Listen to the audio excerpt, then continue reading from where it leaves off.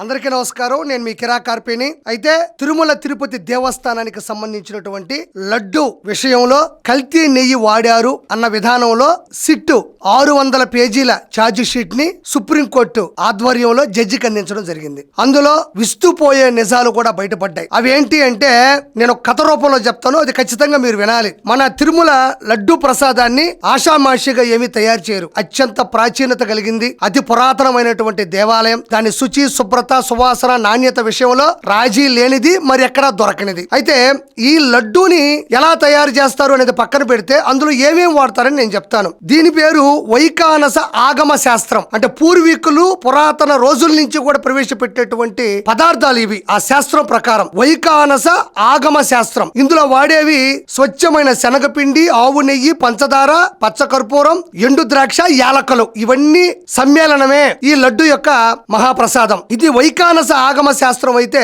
2019 నుంచి 2024 మధ్యన శ్రీవారి లడ్డూలో కేవలం ఫేక్ నెయ్యి, కల్తీ నెయ్యి తయారు చేయడానికి వాళ్ళు వాడినటువంటి పదార్థాలు చూస్తే మనం ఆశ్చర్యపోతాం, భయభ్రాంతులకు గురవుతాం. ఆ నెయ్యి తయారు చేయడానికి వాళ్ళు వాడినటువంటి పదార్థాలు అత్యంత విషపూరితమైనటువంటి రసాయనాలు. Beta keratin, acidic acid ester, lactic acid, monoglyceride, kernel oil. ఇవన్నీ కూడా విషపూరితమైనటువంటి నెయ్యి లాంటి నెయ్యిని తయారు చేయడానికి వాడినటువంటి రసాయన పదార్థాలు. అది వైకానస ఆగమ శాస్త్రం పద్ధతి. అయితే ఇది వైకాప ఆగమ శాస్త్రం సంబంధించింది. అంటే మామూలుగా మనం నెయ్యి తయారు చేయాలంటే స్వచ్ఛమైన పాలు తీసుకుని వాటిని కాగబెట్టి వాటికి తోడేసి అది పెరిగిన తర్వాత మజ్జిగ జిలికి ఆ మజ్జిగలో వచ్చిన వెన్నని పొయ్యి మీద మంట పెడితే అది కరిగితే నెయ్యి వస్తుంది. కానీ ఇలాంటి ప్రాసెస్ అంటే పాలు లేకుండా, పెరుగు లేకుండా, దాని నుండి వచ్చే వెన్న లేకుండా డైరెక్ట్ గా విషపూరితమైనటువంటి నెయ్యిని తయారు చేసినటువంటి పరిస్థితులు వైకాపాలో ఆ రోజుల్లో ఉన్నాయి. అయితే ఆ రోజుల్లో ఈ నెయ్యి ద్వారా ఎంత ఉత్పత్తి జరిగింది, ఎంత వెత్తేశారు అంటే 60 లక్షల కిలోల నెయ్యి సరఫరా అయింది. కేవలం ఈ విషపూరితమైనటువంటి రసాయనాల ద్వారా 60 లక్షల కిలోల నెయ్యిని సరఫరా చేసి 20 కోట్ల లడ్డూల్ని కూడా తయారు చేశారు. దీని ద్వారా 250 కోట్ల రూపాయలని వాళ్ళు లూటీ చేసి తాడేపల్లి ప్యాలెస్ లో వాళ్ళు లెక్క పెట్టుకోవడం జరిగింది. దీని ద్వారా హిందువుల మనోభావాల్ని దెబ్బతీయడం, హైందవ ధర్మాన్ని పక్కన పెట్టడం, అన్యమత ప్రచారాన్ని విస్తృత చేయడం కూడా ఇందులో దాగి ఉంది. అయితే ఇందులో ముఖ్యంగా మనం అర్థం చేసుకోవాల్సింది బోలే బాబా డైరీ, ఏఆర్ డైరీ, ఓరోగానిక్ డైరీ. ఈ డైరీలన్నిటి ద్వారా కూడా ఈ రసాయనాల ద్వారా ఉండేటువంటి నెయ్యిని ఉత్పత్తి చేయించి వాటిని తీసుకొచ్చి శ్రీవారి లడ్డూ ప్రసాదం యొక్క తయారీకి ఉపయోగించడం జరిగింది. అయితే ఇందులో మనం ముఖ్యంగా ఆలోచించాల్సింది ఏంటి అంటే ఈ నెయ్యిని 2019 నుంచి 2024 మధ్యన వాడినటువంటి నెయ్యి ఉంటుంది కదా, ఎత్తిపెట్టినటువంటి నెయ్యిని మనోళ్ళు NDDB అంటే నేషనల్ డైరీ డెవలప్మెంట్ బోర్డుకి, గుజరాత్ కు పంపిస్తే వాళ్ళు దాని మీద రీసెర్చ్ చేసి అందులో ఏమున్నాయి అని చెక్ చేయడం కూడా జరిగింది. అయితే అందులో చెక్ చేయడం వలనే ఈ నెయ్యిలో పలాని పదార్థాలు వాడారు, అస్సలు పాలు లేకుండా, ప్రోడక్టే లేకుండా నెయ్యి తయారు చేశారు అని చెప్పడం జరిగింది. ఈ రోజు ప్రపంచ వ్యాప్తంగా ఉన్న భక్తులతో పాటు ప్రజలు కూడా నివ్వెరపోతున్నటువంటి సంగతి. అయితే నేను ఇక్కడ అడిగేటువంటి పరిస్థితి ఏంటి అంటే ఇక్కడ వైసీపీ వాళ్ళు చేస్తున్నటువంటి ఆలోచన, మీరు జంతువుల కొవ్వు అన్నారు కానీ 600 పేజీల ఛార్జ్ షీట్ లో జంతువుల కొవ్వు ఉంది అని రాలేదు అని అంటున్నారు. కానీ జంతువుల కొవ్వు అనేది second half cinema. First half కి వస్తే మనం ఫస్ట్ హాఫ్ గురించే మాట్లాడదాం. ఫస్ట్ హాఫ్ లో అస్సలు 0.1% కూడా అస్సలు నెయ్యే లేకుండా రసాయనాల ఉత్పత్తితో లడ్డూ ప్రసాదాన్ని తయారు చేశారు అంటున్నారు. జంతువుల కొవ్వు విషయం సెకండ్ హాఫ్ లో తేల్తది. వాటి మీద ఇప్పుడు PCR టెస్ట్ చేశారు. దాని వల్ల అంటే PCR టెస్ట్ వల్ల అందులో జంతువుల కలేబారాల కొవ్వు గాని, పంది కొవ్వు గాని ఉంది అనే విషయం బయట పడదు. కానీ mtDNA అనే టెస్ట్ చేస్తే మాత్రం 100% బయటపడుతుంది. ఇప్పటి వరకు ఉన్న ఛార్జ్ షీట్ ఇన్వెస్టిగేషన్ లో వచ్చినటువంటి ఉద్దేశం మాత్రమే వాళ్ళు 0.1% కూడా ఒరిజినల్ నెయ్యి వాడలేదని. సెకండ్ హాఫ్ లో ఉంటుంది కదా, mtDNA పరీక్షలు చేసినప్పుడు 100% ఆ రసాయనాల ఉత్పత్తిలో జంతువుల కలేబారాలు, ఖచ్చితంగా పంది కొవ్వు ఉంది అని కూడా వచ్చే అవకాశం ఉంది. మనం సిగ్గుతో తలదించుకోవాల్సింది ఏంటంటే వైఎస్ఆర్సీపీ వాళ్ళు అసలు నెయ్యి వాడలేదు, అవి పూర్తి రసాయనాలతో తయారైంది అని వాళ్ళు అంటే పూర్తిగా ఇన్వెస్టిగేషన్లో వెల్లడించారు కదా, అంటే బట్టబయలు చేశారు కదా. జంతువుల కలేబారాలు, పంది కొవ్వు పక్కన పెడితే అసలు మీరు రసాయనాలతో కూడినటువంటి నెయ్యిని ఎందుకు తయారు చేశారు? పూర్తి రసాయనాలతో కూడినటువంటి నెయ్యిని తయారు చేసి ఎందుకు లడ్డూ ప్రసాదాన్ని తయారు చేయాల్సి వచ్చింది అని నేను ఈరోజు ప్రశ్నిస్తున్నా. సెకండ్ హాఫ్ వదిలేండి, ఫస్ట్ హాఫ్ గురించి నాకు సమాధానం చెప్పండి. అస్సలు నెయ్యి లేకుండా లడ్డు ప్రసాదాన్ని తయారు చేశారు అంటే జంతు కొవ్వు లేదు అని వాళ్ళు అనలేదు.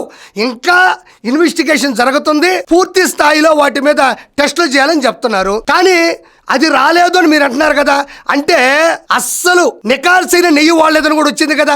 దీనికి మీరు ఏం సమాధానం చెప్తారు? అంటే అస్సలు నెయ్యి లేని రసాయనాలతో కూడినటువంటి నెయ్యితో మీరు లడ్డు ప్రసాదాన్ని తయారు చేశారని ఒప్పుకుంటున్నారా? అంటే జంతువుల కొవ్వు, మళ్ళీ పదే చెప్తున్నా, జంతువుల కొవ్వు లేదు అని చెప్పట్లేదు, ఇంకొంచెం సమయం పడుతుంది అంటున్నారు. మరి ఇప్పుడు రసాయనాలతో కూడిన నెయ్యితో కూడినటువంటి లడ్డు ప్రసాదాన్ని 20 కోట్ల లడ్డుల్ని 250 కోట్ల లూటీ చేసి 60 లక్షల కిలోల నెయ్యి సరఫరా ఎందుకు చేశారు? అది లేదు అంటే ఇది ఉందన్నట్టే కదా. దీనికి మీరేం సమాధానం చెప్తారని నేను ఈ రోజు మిమ్మల్ని ప్రశ్నిస్తున్నా. మీరు మనుషులా, పశువులా?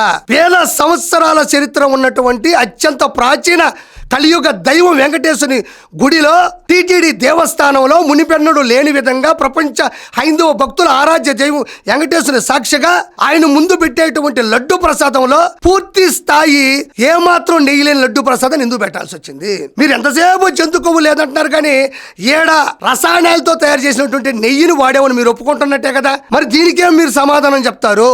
ఎందుకు చేయాల్సి వచ్చింది? డబ్బుల కోసం ఇంత కక్కుర్తి పడతారా? ఆ దైవం నుంచి మీరు తప్పించుకోగలరా? ఇక్కడ మళ్ళీ మనం ఒకటి ఆలోచించాలి. ఇక్కడ అక్యూజ్డ్ 34, అక్యూజ్డ్ 35, అక్యూజ్డ్ 36 ముగ్గురు నిందితులు ఉన్నారు. A34 మడ్డి విజయభాస్కర్ రెడ్డి, A35 బత్తుల సురేంద్రనాథ్, ఇతను scientist, principal scientist. A36 Kulkarni Jayaraj Rao. వీళ్ళందరూ కూడా ఈ యొక్క ICAR NDRI national dairy research institute లో పనిచేసిన వాళ్లే. దీనికి సంబంధించినటువంటి ఆలోచన, ఐడియాలు, పూర్తి స్థాయిలో ప్రణాళిక ప్రవేశపెట్టింది. ఇవన్నీ కూడా ముందుకు తీసుకొచ్చి 250 కోట్లు ఎత్తేసేటట్టు పూర్తి స్థాయిలో పనిచేసింది కూడా వైవి సుబ్బారెడ్డి, ఆయన PA కె చిన్నప్పన్నతో పాటు ఈ రీసెర్చ్ ఇన్స్టిట్యూట్ లో పనిచేసే వాళ్ళందరూ కూడా దీంట్లో వేలు పెట్టి, దీంట్లో పంది కొవ్వు ఉంది అని తెలియకుండా ఉండే విధంగా PCR టెస్ట్ చేయించారు. ఇప్పుడు చేయాల్సింది PCR టెస్ట్ కాదు, MT-DNA టెస్ట్. ఇందులో 100% ఎలాంటి కొవ్వు పదార్థాలు ఉన్నాయి, ఎలాంటి జంతు కళేబారాలకు సంబంధించినటువంటి ఫ్యాట్ వాడారు అనేది 100% బట్టి బయలు పడుతుంది. నేను ఫైనల్ గా మిమ్మల్ని అడిగేది ఒక్కటే, సెకండ్ హాఫ్ జంతువుల కొవ్వు కలిపారు అనేది రానున్న రోజుల్లో వస్తుంది. అంతతో ఈ కేసు క్లోజ్ అయిపోలేదు, ఇన్వెస్టిగేషన్ క్లోజ్ అయిపోలేదు. అంటే ఇది లేదు అని మీరు తీసుకుంటున్నారు కదా. మరి ఇక్కడ రసాయనాలతో కూడినటువంటి నెయ్యిని మాత్రమే ఇందులో వాడారు.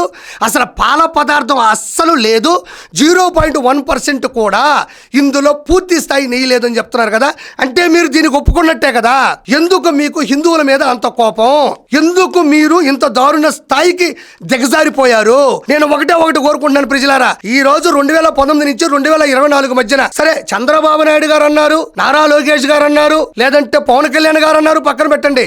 2019 నుంచి 2024 మధ్యన ప్రపంచ వ్యాప్తంగా ఉన్న కోట్లాది మంది భక్తులు తిరుమల కొండ మీదకు వెళ్లి తిరుమల లడ్డూలు తీసుకున్నారు, తిన్నారు. మీరు గుండెల మీద ప్రమాణం చేసి, ఆ వెంకటేశ్వరుని మీద ప్రమాణం చేసి చెప్పండి, రాజకీయాలకు సంబంధం లేకుండా, కులాలకు సంబంధం లేకుండా, మతాలకి సంబంధం లేకుండా, వర్గాలకి సంబంధం లేకుండా ఖచ్చితంగా ఆ లడ్డు ఎందుకు ఇలా అయింది, ఎందుకు ఇలా విడిపోయింది, ఎందుకు ఇలా పగిలిపోయింది, ఎందుకు ఇంత పాలిపోయింది, ఇందులో ఏదో కలిసిందే, ఇంతకుముందు ఇలా లేదే, ఏదో జరుగుతుంది అన్న ఆలోచన, అన్న సందేహం మీ గుండెల సాక్షిగా మీలో ఆ రోజుల్లో వచ్చిందా లేదా? మీరు మీ ప్రసాదాన్ని తీసుకెళ్లి బయట వాళ్ళకి పంచినప్పుడు ఇది అసలు తిరుమల ప్రసాదంలో లేదే అని మిమ్మల్ని అడిగారా లేదా అన్నది ఒక్కసారి మీరు ఆలోచించుకోండి. 100% ఇందులో గూడు కొట్టాని జరిగింది. కొద్ది వెయిట్ చేయండి, వెయిట్ అండ్ సీ. ప్రస్తుతానికి నిర్ధారణలో వీళ్ళు 0.1% కూడా పాల పదార్థం లేదు, రసాయనాలను వాడి మాత్రమే కేవలం డబ్బుల కోసం, అన్యమత ప్రచారం కోసం మాత్రం ఇది చేశారు. ఖచ్చితంగా ఇది మీరు ఆలోచించాలని మనస్ఫూర్తిగా కోరుకుంటూ, ఇంకా నివ్వెరపోయే విషయాలు, నిర్గాంతపోయే విషయాలు, షాక్ అయ్యే విషయాలు రానున్న రోజుల్లో వస్తాయి. కొంచెం ఓపికగా ఉండండి. Thank you so much.